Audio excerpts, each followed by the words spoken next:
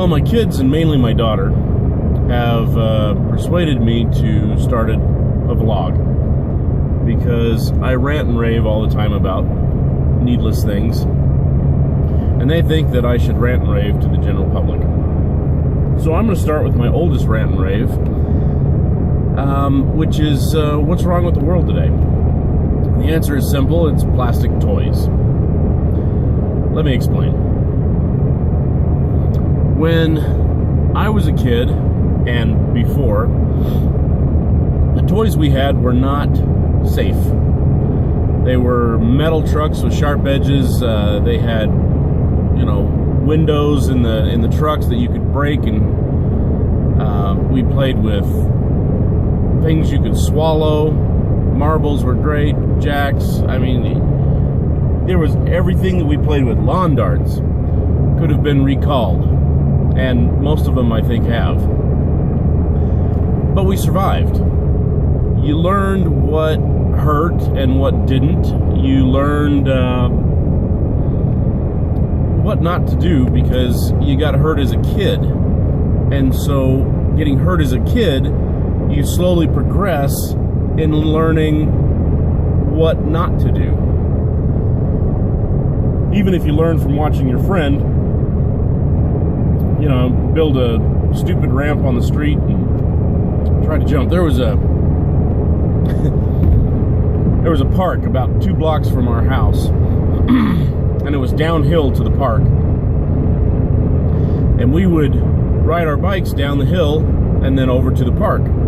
One day we got the bright idea, because going into the park there was this big steep, it was probably 5 feet tall, but it was a steep slope, a little ramp going into the park, this one area, but it was in the middle of the block.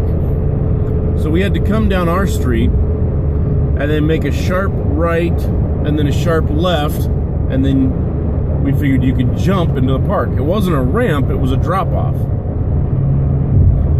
So the first kid does it,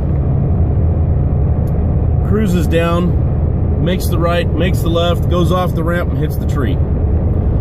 The rest of us didn't try. So we learned from his experience of getting hurt. Well, then along came plastic toys. Everything was made safe. You had bumper guards on corners of tables. You had safety locks on doorknobs and catches on cabinets. Nothing you could swallow, nothing you could break, nothing that could hurt you. And so, in a sense, we messed with the ecosystem. We took the natural predator out of the ecosystem. The natural predator, of course, was our own stupidity. And by doing that, we perpetuated stupidity, because you didn't learn anything as a kid. You could hit your sister with a dump truck and it didn't do anything. You make her cry, which is the desired effect, but you didn't really hurt her. So we didn't learn not to do that. We didn't learn not to swallow things. We didn't learn all these life lessons, these valuable life lessons we missed out on. When you remove the natural predator out of an ecosystem, you create all kinds of chaos. So the stupid kids who should have weeded themselves out didn't, and grew up to be stupid adults who married other stupid adults who then had stupid kids. And so now we have to have government regulations and organizations such as OSHA to tell us how to climb a ladder, because we didn't learn that as a kid. It tells us how to use tools, because we didn't learn that as a kid. Who tells us to use the plastic box cutter, because apparently we're not able to use the razor knife without cutting off our fingers. We grew stupid people. And now we have to have someone who's usually not much more smarter, who's not much smarter than the people they're telling not to do things, we have to have someone protect us from our own self. So because we started protecting the kids and not letting them get hurt, we destroyed our economy. We destroyed our nation. We destroyed our world because it's run by stupid people now. This election, I don't even know what to say about it.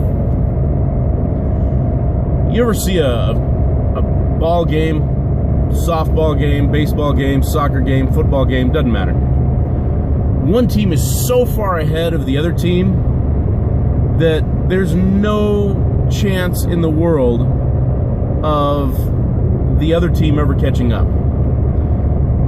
And at that point, an interesting thing happens.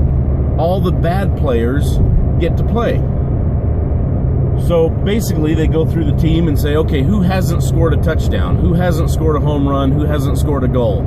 Okay, get in there. Go score a goal. So now you got the goalie playing striker who scores a goal. Everybody gets a chance to score a goal because the other team sucks so bad. Now, on the other side of the field, the team who doesn't have a prayer starts putting in their third string quarterback, their fourth string quarterback. You know, hey, put the water boy in. It doesn't matter. There's nothing we can do to catch up. There's nothing we can do to even get on the scoreboard. So we might as well let some of these other people get some game time in. I almost feel like that's what this election is. That we've just given up. And now it's, all right, who wants to be president? Does anybody qualified want to be president? No? No, nobody? Bueller? All right, fine. What do you do? You're a businessman with no political background. Sure, why not? Run for it. And what do? You married a guy who became president. Well, that's good enough qualification for me. Come on in. And it's like, okay, we've had the first black president, so why not the first female president? Okay, how about the first Mormon president? How about the first gay president? How about the first... Who else wants to be first? Anybody want to be first? First businessman. All right, hey, first... You know, it feels like nobody qualified wants the job anymore. Maybe we have abused the president so much in the past, and Saturday Night Live and Jay Leno, and I don't know, but nobody wants the job anymore. And I don't know what's going to happen the next 4 years, because it's just well, now that I've offended all the stupid people, the Hillary supporters and the Trump supporters, have a nice day.